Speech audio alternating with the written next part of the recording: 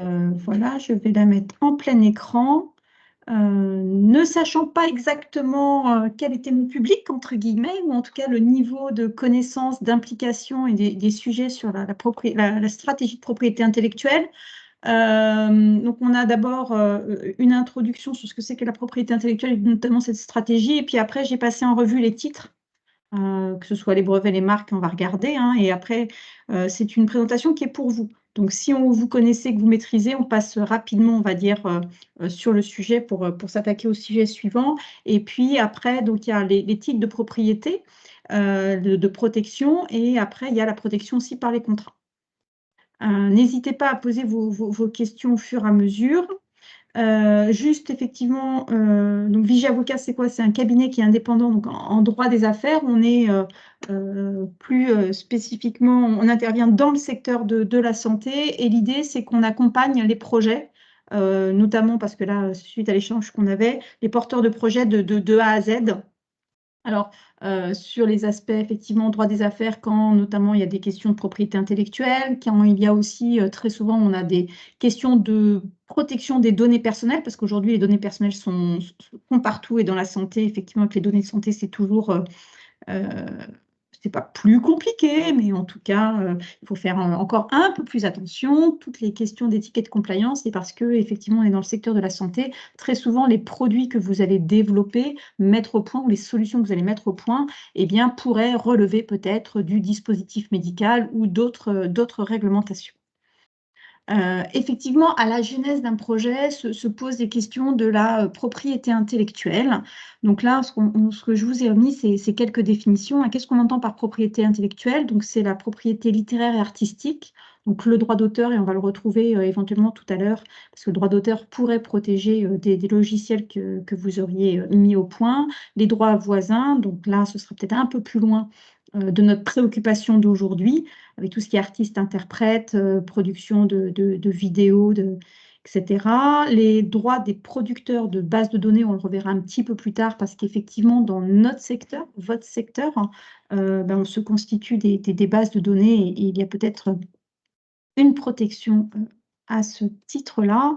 Et en termes de propriété industrielle, on est plutôt sur des créations techniques qui vont être protégé notamment par des brevets quand il y aura matière A, création ornementale avec des dessins et modèles, et puis pour ce qui est des signes distinctifs, tout ce qui est marque non commerciale, enseigne, etc.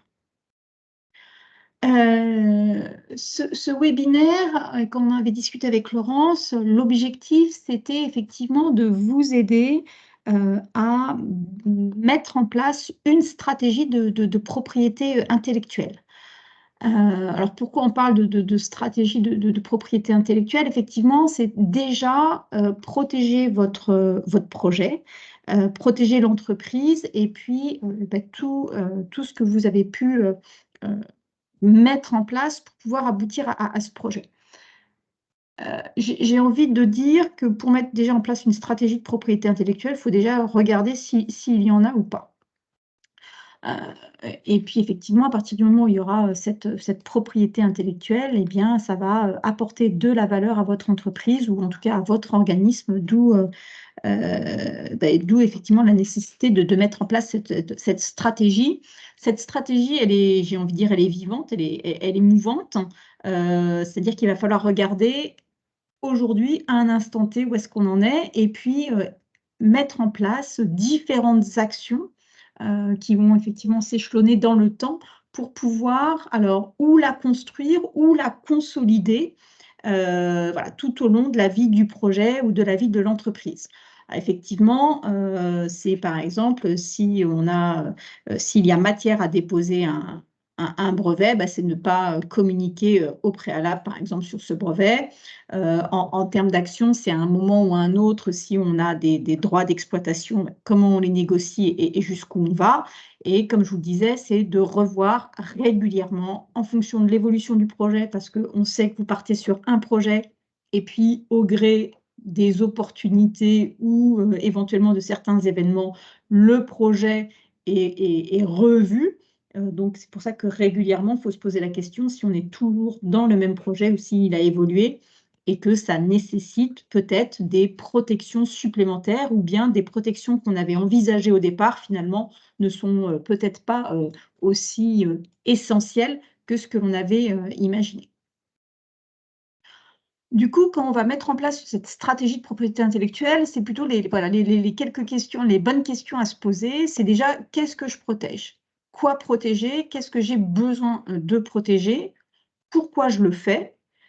Comment? Donc éventuellement avec quel titre de protection ou pas, avec qui et selon à quelle échéance?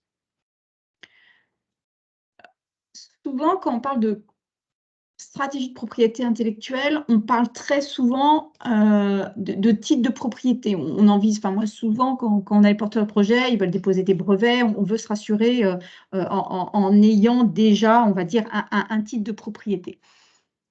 Mais il y a pas forcément c'est pas forcément, toujours la meilleure solution. Si on voit une société comme, Coca-Cola, par exemple, qui n'a jamais déposé de brevet sur sa formule et qui l'a toujours gardée secrète, qui a toujours gardé, son savoir-faire secret, sa recette secrète. Bah, effectivement, aujourd'hui, ils sont encore là et ils n'ont pas, on va dire, de titre de propriété dans ce cadre-là. Donc toujours se poser la question parce que si je fais un dépôt, ça veut dire aussi que je vais divulguer ma recette de cuisine, on va dire ça comme ça, pour qu'elle puisse être réutilisée. Donc j'aurai certes une protection pendant un certain temps, mais quand ma protection, sera échue, tout le monde pourra recopier, prendre ma recette de cuisine, et effectivement, je ne pourrai plus en tirer un profit. Voilà, donc si, on va repasser rapidement effectivement, en revue. Alors je vous ai refait un dessin très largement inspiré, de ce qu'a fait, l'INPI, et qui était de se dire effectivement sur une application, en imaginant que c'est une application par exemple en santé, comment je pourrais, protéger les différents éléments de cette application? Donc aussi bien, au titre par exemple, donc si on reprend, cette application, au titre par exemple des dessins et modèles pour tout ce qui va être menu, interface, icône, la marque, par exemple si on prend la marque du produit ou le slogan, le droit d'auteur pour tout ce qui va être éventuellement le logiciel, les bases de données, qui pourraient, être constituées pour pouvoir alors ou être un répertoire ou, consolider un certain nombre de produits ou de cas par exemple. Donc la topographie de semi-conducteurs, donc là on est vraiment très dans l'industriel, je vais pas passer ça en revue, mais en tout cas, c'est important aussi, de le savoir avec les secrets de fabrique. Il y a tout ce qui est, le savoir-faire, hein, et puis, les brevets. Et voilà, si on regarde, du côté de la marque, effectivement, si vous avez, besoin de protéger, la marque d'un produit, une marque de fabrique, alors la marque est un donc droit de propriété, temporaire qui va effectivement être dépendant d'un dépôt et cette marque doit porter sur un signe distinctif. Et les signes distinctifs, eh bien, c'est ce qui va permettre à votre marque, à vos produits de se distinguer, des produits, réalisés ou en tout cas, faits par une autre structure. Et effectivement, cette marque, bah, pendant un certain temps, vous serez, le seul à avoir les droits dessus et je vais, au moment où je vais faire mon dépôt de marque, je pourrai, à l'issue de la période, pour pouvoir, pardon, renouveler, régulièrement cette marque pour pouvoir être toujours, protégée. Au titre de la marque, ce qui peut être protégé, il va falloir que ma marque réponde à 5 critères qui sont cumulatifs. Donc le signe doit être représenté sous n'importe quelle forme appropriée, il doit être distinctif, hein, ne pas être usuel ou descriptif, licite et disponible. Heu, Effectivement, puisque quand vous allez déposer votre marque, ça va vous conférer une exclusivité sur ce nom, sur cette marque pendant le temps de la protection. Ce qui fait qu'avant même de vouloir déposer une marque, il est recommandé évidemment de faire une recherche pour s'assurer que la marque est bien disponible. On parle d'une représentation sous n'importe quelle forme appropriée, donc ça peut être des mots, un slogan, des chiffres, logos, dessins et autres. Et puis, la protection que vous avez au titre du droit des marques, c'est une protection d'une durée de 10 ans à compter du jour du, dépôt de la marque. Une autre protection aussi, à laquelle, il faut penser, c'est, notamment si dans le projet que vous avez ou l'invention que vous mettez au point, au niveau du droit d'auteur, s'il y a par exemple du logiciel, une partie, logiciel ou animation, effectivement, ça pourrait être protégé au titre du droit d'auteur. Donc en fait, le droit d'auteur, c'est sur les œuvres de l'esprit, donc des écrits, des photos, des partitions, des logiciels. Ça va conférer à l'auteur, un droit exclusif sur, sa création. Alors, le droit d'auteur est composé des droits moraux et droits patrimoniaux. Donc, droits moraux, c'est effectivement la possibilité, le droit de divulguer, cette œuvre-là, et pour les droits patrimoniaux, c'est plutôt les droits d'exploitation, de reproduction ou de représentation. Et alors là, j'ai pas de dépôt, j'ai pas d'enregistrement obligatoire, préalablement pour avoir cette protection. Ma protection, elle est automatique du seul fait de la création de l'œuvre. Et la durée de la protection, c'est 70 ans. Alors 70 ans après le décès quand c'est une personne physique et 70 ans après la première publication quand c'est une personne morale. Là, la difficulté qui va pardon, sur le droit d'auteur, la difficulté qu'il va y avoir, même si j'ai pas de protection, enfin, j'ai pas de dépôt pour pouvoir être protégée, il va falloir à un moment ou un autre que je puisse, le cas échéant, démontrer, effectivement que, c'est moi qui ai bien réalisé, qui suis bien l'auteur, de ce que j'allègue et puis, bah, de la date à partir du moment, à laquelle ça a été réalisé. Alors peut-être j'anticipe sur quelques slides. On a, notamment par exemple les enveloppes solo qui nous permettent, finalement de donner une date certaine à la création que l'on a pu faire et on va y revenir tout à l'heure. Autre protection que je peux avoir aussi, c'est une protection au titre des dessins et modèles, que ce soit pour les boîtiers, les menus, les interfaces, notamment par exemple avec tout ce qui peut être, alors j'ai en tête les applications, la façon où on peut naviguer et puis finalement le tableau de bord que l'on pourrait effectivement avoir. Donc les dessins et modèles, ça va être pour protéger l'apparence d'un produit, donc ça peut être un objet industriel ou artisanal, tout ou partie du produit, le produit lui-même ou son ornementation. Le droit de propriété, il va être temporaire, il va cette fois-ci dépendre aussi d'un dépôt qui va porter sur l'apparence d'un produit. Et effectivement, ça va conférer un monopole d'exploitation pour le titulaire. Là, la durée, c'est une durée de 5 ans à compter du jour du dépôt. Je peux le renouveler 4 fois, donc finalement, je vais être protégée au total pour une durée de 25 ans.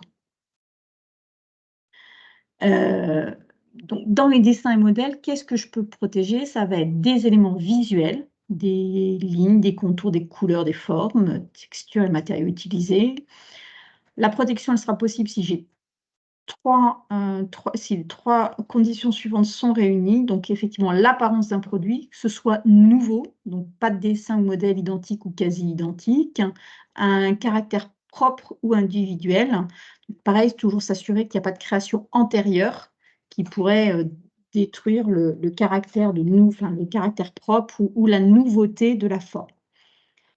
Il y a et c'est vrai que je ne l'ai pas dit, je l'ai sur les marques aussi, en fait pour les dessins à modèles, ce qui ne va pas être protégeable, c'est à partir du moment où ça va être contraire à l'ordre public et aux bonnes mœurs. Ça va être la même chose, hein, sur les marques et que ce que je ne peux pas protéger non plus, au titre des dessins et modèles, c'est si ça va porter sur le programme, d'ordinateur, par exemple.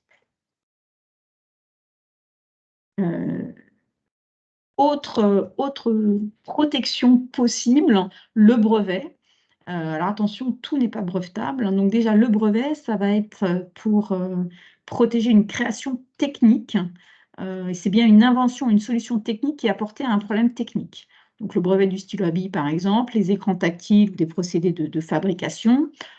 Mon droit de propriété, il va être temporaire. Là aussi, il dépend d'un dépôt et il va, porter sur des créations techniques. Heu et effectivement, l'inventeur aura, un monopole d'exploitation en contrepartie de redevances qu'il va payer, et la protection, ça va être une protection d'une durée de 20 ans, à compter du jour du dépôt.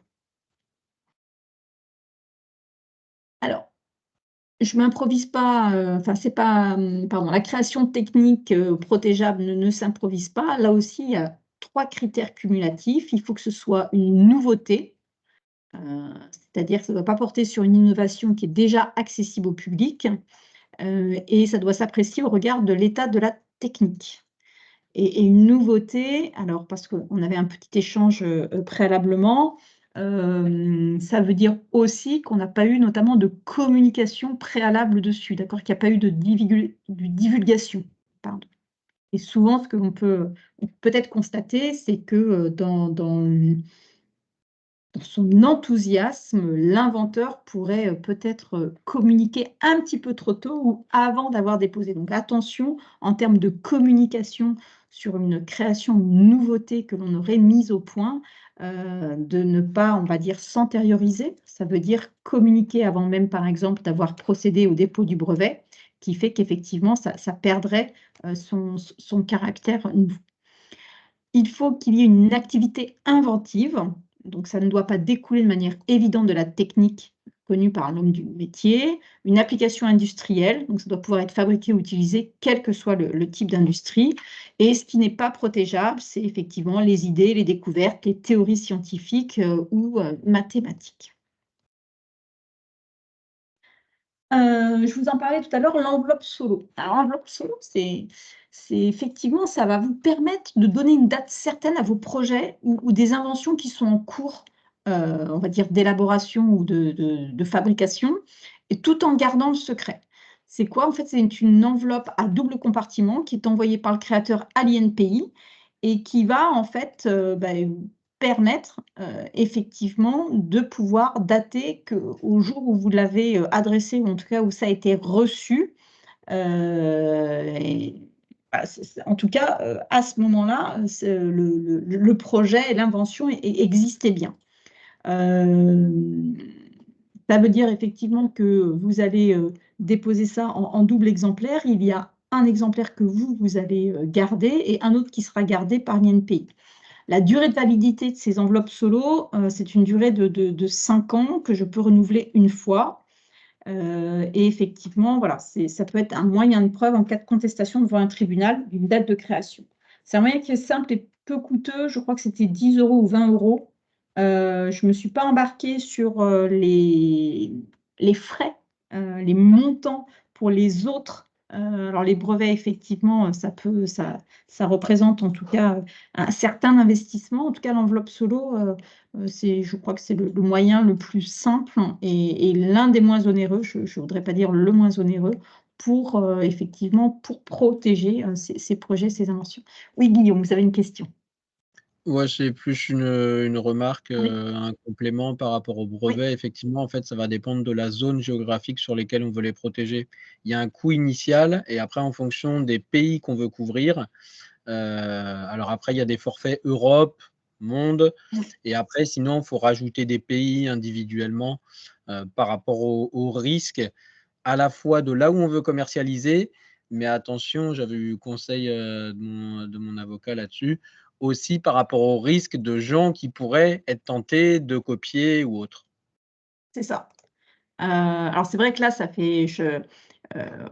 je vous ai présenté différents types de propriétés parce qu'il faut en fait, je pense que pour établir une bonne stratégie en termes de propriété intellectuelle, il y a 2 choses. C'est déjà savoir ce que l'on a, chez soi, son projet et s'il y a de quoi protéger quelque chose, de la propriété intellectuelle et de l'autre côté, bien connaître, on va dire, les outils pour se poser la question finalement, de quel outil utiliser, et à quel moment. Et peut-être qu'il faudrait, mettre plusieurs outils, si je peux parler comme ça, ou en tout cas plusieurs, formes de protection, heu, effectivement en fonction de l'objectif et cetera pour, avoir, oui la protection maximale. Laurent, je crois que tu avais une question? Non, c'est bon? Oui, oui, oui, c'était aussi pour, bah, pour moi, il y a aussi cette idée que enfin,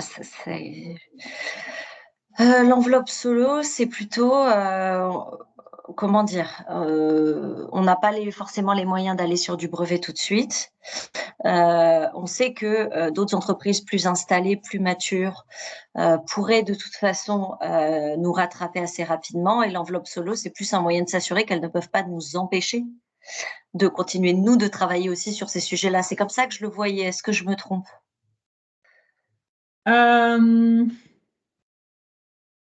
Alors, tu pourras dater effectivement que tu travaillais déjà avant sur ces sujets-là et qu'éventuellement, tu n'es pas en contrefaçon. Oui, pour moi, c'est vraiment, Ouais. en fait, on ne peut pas empêcher d'autres gens de travailler sur le même sujet que de nous, avec Ouais. une enveloppe solo, alors qu'on le peut un peu plus avec un brevet. Oui, mais par exemple, si tu déposes ça en enveloppe solo, que tu ne déposes pas de brevet derrière et qu'entre-temps, quelqu'un divulgue ou bien qu'il dépose un brevet, finalement, alors, sous réserve que tu sois dans les mêmes domaines, finalement, le jour où toi, tu voudras déposer, il n'y aura plus de nouveauté puisque quelqu'un d'autre l'aura fait. Et D'accord, le, mais le brevet, je ok. suis vraiment sur la nouveauté. Et c'est pour ça que quand vous avez un projet et que vous avez besoin de communiquer dessus, alors je ne parle pas de faire une communication, on va dire, publique, hein, ou de même dans un cercle assez important de scientifiques, par exemple, mais quand vous êtes en train de mettre au point une invention, vous avez de temps en temps besoin d'échanger avec certaines personnes. C'est toujours, alors d'abord, limiter le nombre de personnes avec lesquelles vous échangez. Peut-être effectivement de faire une enveloppe solo pour dire qu'à telle date, voilà où on en était du projet. Et surtout, quand vous échangez avec des personnes que vous seriez peut-être dans l'obligation de faire intervenir sur le projet ou dont vous avez besoin, par exemple, en termes d'expertise, c'est toujours sous accord de confidentialité. Ok. Alors, le moins possible, parce que plus je raconte à tout le monde, plus j'ai de chances qu'à un moment ou à un autre, ça sorte, j'ai envie de dire, sur la place publique. D'accord? Donc, limiter vraiment les personnes à qui j'ai réellement besoin d'en parler et toujours sous accord de confidentialité. Parce Mais que si d'ailleurs, je si tu en divulgue, as trop parlé, tu peux pas déposer derrière ton brevet, non? Faut, c'est ça, c'est ouais, toute la difficulté. Donc, c'est pour ça que je parlais d'une communication, j'ai envie de dire, publique. Mais attention, parce que une communication publique, c'est même si je fais une réunion avec 20 personnes, si les personnes ne sont pas sous accord de confidentialité. Voilà, quand je dis public, c'est de temps en temps, on a l'impression que comme on était restreint dans un certain périmètre, c'est pas public. D'accord? Ce qui n'est pas public, c'est quand je vais communiquer avec certaines personnes sous accord de confidentialité. Donc là, on a bien effectivement la notion de confidentialité, etc. Et D'accord? Oui. ouais, merci beaucoup, Isabelle. J'ai une dernière question. Tu vois, quand tu parlais justement de la stratégie qui vise à ne pas breveter, mais juste rester très confidentielle sur sa fameuse recette de cuisine pour penser pour reprendre la comparaison avec Coca, mais il y en a d'autres qui le font. Est-ce que toi, cette stratégie-là, tu as identifié que ça peut être plus pertinent dans certains secteurs ou sous certaines conditions que d'autres? Alors, c'est plutôt. Alors, j'ai avancé là parce que c'est sur le savoir-faire. J'ai revu le cas, moi aussi, sur une innovation alimentaire, suite à des conflits avec la structure dans laquelle était née l'innovation, qui voulait s'attribuer une partie de l'API, et ça a entraîné un procès et compagnie. Et finalement, les créatrices ont choisi tout simplement de ne pas déposer de brevet et de garder leur recette secrète et de continuer d'avancer comme ça.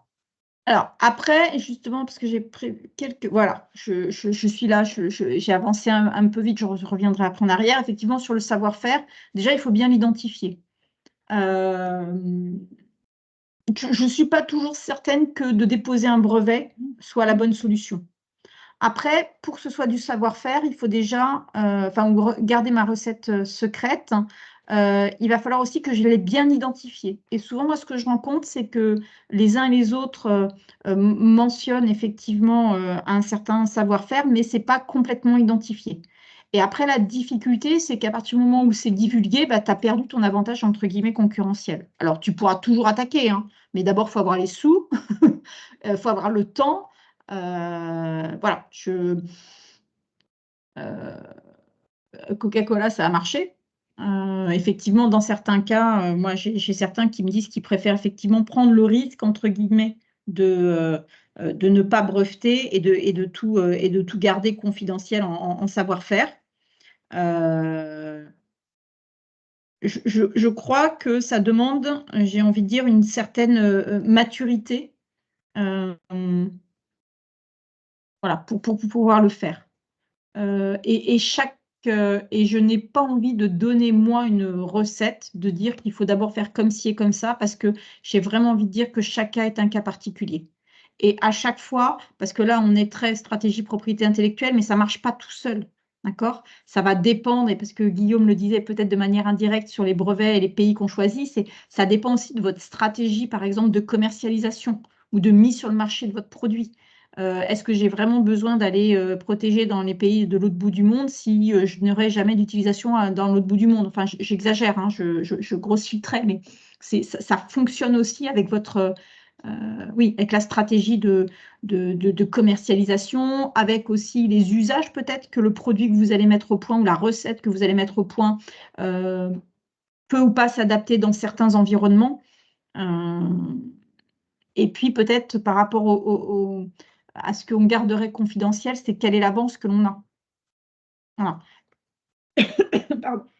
Et que peut-être aussi tu vas garder tout confidentiel parce que au titre, tu ne pourrais pas vraiment déposer un brevet où il y a peut-être des risques que ce soit que ton dépôt de brevet soit rejeté, mais que finalement, en améliorant un peu ta recette,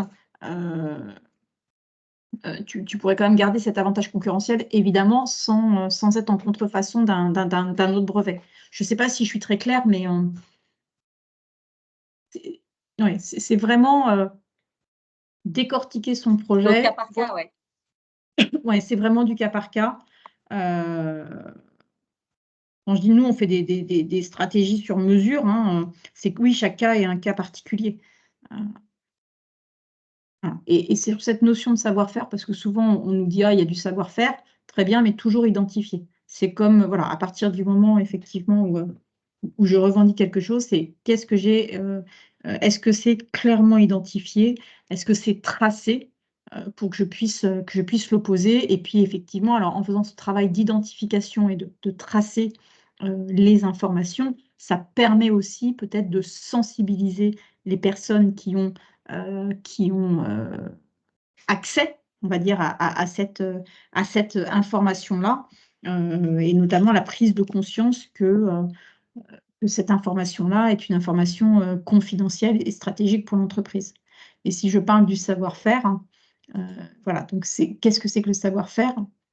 Effectivement, d'abord, ça va être applicable pour l'exploitation, enfin, je vais en avoir besoin pour l'exploitation de mon entreprise, de mon projet. C'est des connaissances acquises qui va permettre d'obtenir un résultat économique avec l'expérience et la pratique et une absence de divulgation, puisqu'à partir du moment où je divulgue, ça perd de sa valeur. C'est pour ça que je disais, un peu l'inconvénient, c'est que si effectivement c'est divulgué, ça perd de sa valeur, même si on peut toujours se retourner. Alors, en tant qu'avocat, je ne devrais pas le dire, mais même si on a les meilleurs contrats du monde, etc., même si on a les meilleurs avocats du monde, il faut avoir le temps aussi, et de temps en temps, pour les entreprises ou les porteurs de projets, on n'a pas forcément les moyens de faire un procès, même si on a tout le droit pour soi, entre guillemets, ni forcément le temps, parce qu'on sait que le temps dans les projets est important. Voilà, donc c'est... Ouais, chaque cas, vraiment, pardon, mais chaque cas est un cas particulier. Oui, Guillaume, pardon. Une petite remarque par rapport à ça, effectivement, sur le côté procès, je pense que dans l'assaut Inditex, c'est essentiellement des petites sociétés. Le côté durée d'un procès est très important. C'est-à-dire que si on est en procès contre un grand groupe, il y a énormément de gens qui savent très bien qu'une petite boîte, si elle met des forces dans un procès, elle ne pourra pas continuer de grandir. Et donc, en fait, ils font juste traîner le procès sur la durée, le temps que la petite boîte meurt, et le procès est clos du fait que la petite boîte ait été en liquidation, en fait. Donc, ça résout le problème par cet intermédiaire-là. Des expériences que j'ai pu entendre. Après, je ne sais pas si c'est à généraliser vraiment, mais ça arrive souvent en fait du fait de la longueur des procédures en France Attends, notamment. Guillaume, serais-tu en train de dire que le monde économique est sans pitié, vraiment? Tout à fait. C'est à peu près ça. On a beau nous travailler dans le domaine de la health tech et être centré Mais bien sûr, patient et voilà, malheureusement, on est quand ouais. même dans une société capitaliste avec des gros groupes qui sont sans pitié pour les petites boîtes la majorité du temps. Même si c'est un peu en train d'évoluer, on va un peu quand même de plus en plus vers la RSE et des choses comme ça. Voilà. Après, c'est qu'un Ça dépend constat, beaucoup des secteurs, mais toi qui est voilà, beaucoup dans mais la comme on a health dit, tech, c'est pas étonnant parce qu'il y a voilà, il y a en somme, il y a en jeu des marchés qui sont colossaux aussi. un exemple tout bête, et là c'est factuel, hein. Aujourd'hui, j'émets une facture à l'université ou à l'hôpital. Si je ne suis pas payé dans les 5 ans, ma facture disparaît. L'hôpital ou l'université m'émet une facture. Si je ne l'ai pas payé dans les 5 ans, ils viennent prélever sur mon compte. Il y a un petit déséquilibre, j'ai l'impression. Oui, non, puis, enfin, vous avez raison, moi, dans mon expérience, parce que j'ai été salariée, on va dire, avant d'être avocat. Effectivement, j'étais un moment dans une structure où on n'a pas eu les moyens, même si le contrat était bien rédigé. On s'est dit qu'on ne pouvait pas faire le procès parce que le temps de le gagner, alors en espérant qu'on le gagne, hein, normalement on avait tout pour nous, on va dire ça comme ça, mais pas les moyens d'attendre 1 an, 2 ans, enfin 2 ans que effectivement la partie en face exécute le contrat. Et encore, peut-être qu'ils auraient pu en plus, peut-être que l'issue aurait été de dire on n'exécute pas le contrat et on vous paye, alors qu'on avait besoin de produits. Effectivement, voilà, c'est toujours, toujours tenir compte de ça aussi. Oui, Magali. Est-ce que Isabelle, vous pourriez développer sur la dernière partie, il n'a pas de droit exclusif et pas d'action en contrefaçon possible, mais action en violation du secret. Parce que nous, on est vraiment dans le savoir-faire, hein, on fait du conseil, donc on ne fait pas de produit en soi-même. Mais par contre, on développe des façons de faire, des savoir-faire qui sont particuliers. Et là, la question, c'est comment on les protège un peu, en fait, comme on a des personnes qui sont dans notre réseau et qui, le jour, donc qui ont un contrat de licence, en fait, hein, et le jour où elles quittent le réseau, comment on garantit qu'elles ne vont pas reprendre nos pratiques et les faire hein, pour leur compte? Alors déjà, ce qu'il faudrait, c'est que vos pratiques soient bien tracées. C'est-à-dire que votre recette de cuisine soit suffisamment détaillée pour que quand la personne va réutiliser la recette de cuisine, que vous puissiez voir que c'est vraiment la La vôtre nôtre. Mhm. et que déjà, ce n'est pas éventuellement un peu la sienne. Et c'est déjà au préalable, c'est-à-dire le jour où tant que la personne est dans votre organisation avec vous, quelles sont les règles que vous lui avez expliquées? Déjà, je commencerai par me dire, quelle est ma recette? Voilà, déjà, moi, qu'est-ce que je sais faire? Si vous parlez de savoir-faire, comment je l'ai écrit? Et non pas, ah oui, mais voilà, je le dis à l'oral, mais du coup, déjà, je le trace, d'accord? Mhm. Et dans la façon dont je le divulgue à mon réseau, ou au sein de ma structure, qu'est-ce que je raconte? Est-ce que je dis que c'est confidentiel, pas confidentiel? Est-ce que je dis que c'est du savoir-faire? Est-ce que, voilà, qu'est-ce que j'ai raconté? Et notamment, alors je ne sais pas, pardon Magali, si ces personnes-là sont en contrat avec vous, si sont des salariés, vous voyez, quel est le lien alors, C'est juridique un ou le contrat de papier? licence. Voilà, voilà. Ben, du coup, voilà, vous parlez de contrat de licence. Qu'est-ce que vous avez écrit dans votre contrat de licence? Déjà, je le relirai parce que peut-être, enfin, je ne l'ai pas lu, hein, donc, parce que peut-être que vous n'avez peut-être pas suffisamment informé, on va dire ça comme ça, parce que contrat de licence, c'est comme l'accord de confidentialité. Bon, oui, on peut toujours faire un procès derrière, mais moi, je trouve que c'est surtout déjà des instruments, alors surtout l'accord de confidentialité pédagogique. D'accord? Et votre contrat de licence, il doit faire aussi de la pédagogie. Oui, vous protéger, bien sûr. Oui, être très clair. Mais du coup, c'est d'expliquer aussi aux uns et aux autres qui signent ces contrats avec vous, que se passe-t-il une fois qu'on a fini? Est-ce que vous pouvez aller à la concurrence ou pas? Est-ce que vous pouvez utiliser ce que vous avez appris? Voilà. Déjà ça. Et après, effectivement, la difficulté, puisque il n'y a pas de droit, d'accord, sur votre recette, sur votre savoir-faire, il va falloir que si vous voulez intenter une action, ça va être une action en concurrence déloyale ou parasitisme. Donc, il va falloir démontrer effectivement que la personne utilise, alors, on va dire votre recette, votre savoir-faire. Alors, la difficulté qu'il va y avoir aussi, c'est à quel point votre recette est particulière. Ou finalement, c'est une recette pardon, mais de gâteau au De bon chocolat sens, classique. peut-être. Ouais, voilà, ça va être un peu qu'est-ce qui fait votre particularité pour qu'effectivement, on puisse démontrer que elle a repris tel que. Voilà. Après, bon, je ne sais pas, peut-être que les personnes feront peut-être évoluer cette fameuse recette. D'accord. Ouais, Je ne sais pas si c'est plus clair pour vous. c'est plus clair pour moi, oui. Mais je pense, enfin moi je suis assez partisan de ça, mais qu'en expliquant bien en amont, on a peut-être moins de problèmes après. Voilà, de sensibiliser, de bien sensibiliser, etc. Et puis en plus, les personnes ne pourront pas dire qu'elles n'étaient pas au courant. Et peut-être que de temps en temps, mais de façon générale, hein, on oublie peut-être d'informer complètement, j'ai envie de dire, les personnes sur un sujet. Ok. Alors, Merci. Pour compléter, mais je Oui. veux pas du tout. Je vais compléter avec une expérience terrain. Je veux pas du tout parler du côté légal où là je laisse Maître Vigier parler. Moi, de ce que j'ai vu, alors il y a effectivement ce qui est évoqué, d'avoir des bonnes relations avec les salariés, ça évite qu'ils partent ailleurs faire la même chose après, le protéger dans le contrat. Et sinon, sur une méthode, une qualification, moi, ce que j'ai déjà vu dans différents domaines, c'est du coup définir effectivement un process et lui donner un nom bien spécifique. Je prends un exemple tout bête. Enfin, tout bête. Dans mon cadre, on adresse des patients atteints de la maladie de Parkinson, on fait de la rééducation à la marche par le rythme. À la PHP, à la Pitié-Salpêtrière, ils ont développé une méthode de danse via de la musique. Il y a des ateliers tango-thérapie qui se font un peu partout. Eux, ils ont développé une méthode de danse qu'ils ont appelée danse rythme thérapie, qui est bien spécifique. Et du coup, ce nom-là est déposé. Ils ont fait la démarche pour être formateurs, pour être organisme de formation, et ils sont les seuls à pouvoir former à ce type de prise en charge.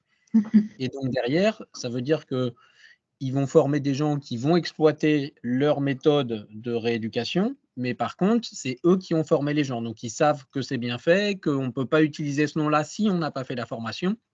Et du coup, c'est au niveau de la formation que il faut arriver. Alors, je ne sais pas, eux, comment ils le gèrent au niveau business, mais c'est au niveau de l'organisme de formation, dans ces cas-là, qu'il faut arriver à faire que ce soit rentable. Oui, après la difficulté, c'est si le formateur ne veut plus adhérer, effectivement, il a le savoir-faire. S'il veut monter sa propre école de rééducation, c'est peut-être plus ça, Magali, après. C'est-à-dire qu'effectivement, vous avez raison, Guillaume, ils ont capitalisé non seulement sur leur savoir-faire, leurs recettes, et en s'assurant qu'elles soient bien reproduites. Et je pense que la publicité est importante aussi parce qu'à partir du moment où on connaît, enfin moi je connais d'autres méthodes comme ça qui sont un peu le même genre, hein, la méthode MEDEC ou Padovan, des choses comme ça, où en fait finalement il y a une certification derrière et on ne peut pas dire qu'on fait une méthode Padovan ou MEDEC si on n'est pas formé et certifié sur ces méthodes-là, mais ça veut dire parce qu'elles sont connues et reconnues. Et ça ne veut pas dire qu'il ne peut pas y avoir des thérapeutes qui font un peu du similaire, mais qui ne peuvent pas se prétendre de ce nom-là. Et effectivement, à ce moment-là, l'enjeu, il est sur faire connaître ce nom, finalement. Oui, et puis après, ça va être de protéger votre recette. Ça veut dire éventuellement, parce que là, moi, j'ai en tête, alors à titre complètement personnel, quelqu'un de mon entourage qui a suivi une formation, qui était chez, alors rien à voir, enfin, un ostéopathe, et qui me dit, moi, finalement, je me suis fait taper sur les doigts parce que j'ai communiqué ça et qu'on n'a pas le droit de le dire comme ça. Donc là, c'est l'ostéopathe, pour le coup, a suivi, on va dire, la bonne formation et se revendique de cette méthode-là. Et elle me dit qu'effectivement, la personne qui l'a formée surveille aussi les réseaux sociaux, tout type de communication. Ça veut dire, par exemple, vous, Magali, que si vous avez votre méthode et que vous répandez votre méthode, ça veut dire aussi d'avoir une surveillance sur les communications qui seraient faites par d'autres, vous voyez, pour que, effectivement, si on communique pas bien ou en tout cas à tort sur votre méthode, il va falloir aussi la défendre derrière. Un petit peu comme une marque, hein, comme une marque aussi qui se ferait copier, pour lequel vous ne défendriez pas, qui fait qu'à un moment ou à un autre, on vous reprocherait de ne pas avoir défendu votre méthode ou votre marque, et le jour où vous allez, pardon, pleurer, enfin, ou en tout cas on fait une action en justice, bah, effectivement, on va dire, bah oui, mais vous n'avez pas fait respecter vos droits, pourquoi tout d'un coup aujourd'hui? Donc, effectivement, c'est non seulement, comme disait Guillaume avec l'exemple de bien renforcer, et en même temps, c'est finalement d'avoir une espèce de vigilance et de surveillance sur ce que l'on peut faire de nos produits, ou en tout cas des méthodes, pour toujours s'assurer effectivement que nos droits sont bien respectés. Un exemple, Paris 2024. Ah, vous devez y aller, pas de souci. Non, mais je regarderai l'enregistrement. Ouais, un exemple, Paris 2024, ils protègent, ils payent de nombreuses personnes pour vérifier comment c'est utilisé et que personne ne puisse utiliser Paris 2024 sans être vraiment partenaire et avec le bon niveau de partenariat, etc. Et après, donc ça, c'est protégé en amont. Et après, il y a effectivement protégé derrière. Les gens qui ont été formés, labellisés, il faudrait qu'au moment où ils soient formés, vous leur fassiez signer dans la convention de formation qu'ils ne peuvent pas faire d'équivalent, entre guillemets, un peu comme on mettrait dans les contrats de travail, partir à la concurrence sans utiliser le nom de la méthode que vous la réutilisez sans avoir le label. Typiquement, vous obtenez des sous de la région, ils vous demandent qu'à chaque fois que vous êtes sur ce projet-là, vous allez communiquer, il faut qu'il y ait leur logo. Donc, c'est un peu en ce sens-là. Je vois le temps qui file. Est-ce que c'est bon pour toi, Isabelle, ou pas? Oui, alors, ce que je vais juste, si je vous garde encore juste 2 minutes pour être à peu près complète sur ce sujet. J'ai parlé des titres de protection, d'accord, quand il y en avait, puisqu'on a parlé du savoir-faire où il n'y en a pas, mais on peut aussi protéger par les contrats. Je voulais juste, puisque je les avais un petit peu référencés comme ça pour que ça puisse éventuellement donner lieu à des échanges.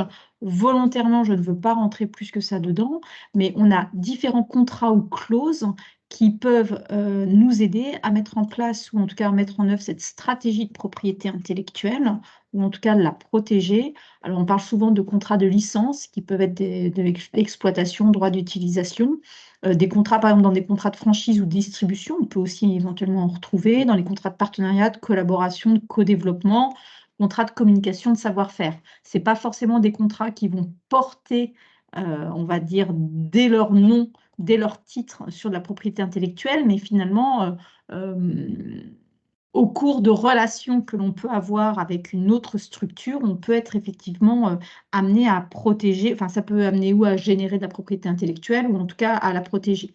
Et puis justement dans ce cadre-là, c'est pour ça que j'ai mis quelques clauses comme ça, de faire attention aussi aux clauses que l'on met dans les contrats qui sont relatives à la propriété intellectuelle, ou bien à la confidentialité aussi, à la publication. La confidentialité, parce que, comme je vous le disais tout à l'heure, de ne pas antérioriser, c'est-à-dire ne pas communiquer sur mon invention avant qu'elle soit déposée, autrement elle perdrait son caractère nouveau, ne pas divulguer le savoir-faire parce qu'effectivement ça pourrait faire perdre de sa valeur. Donc il y a des, j'ai bien remarqué, de bien signer des accords de confidentialité pour protéger la propriété intellectuelle, tout ce qui est les accords de communication de savoir-faire, et puis en termes de publication, parce que, alors par exemple Guillaume, parce que vous êtes chercheur, effectivement on sait que les chercheurs, en tout cas un certain nombre de personnes ont des obligations de publication, par exemple, où on veut aussi, au cours d'un projet, on se dit à la fin d'une étude, ça pourrait être intéressant de publier, pas de problème.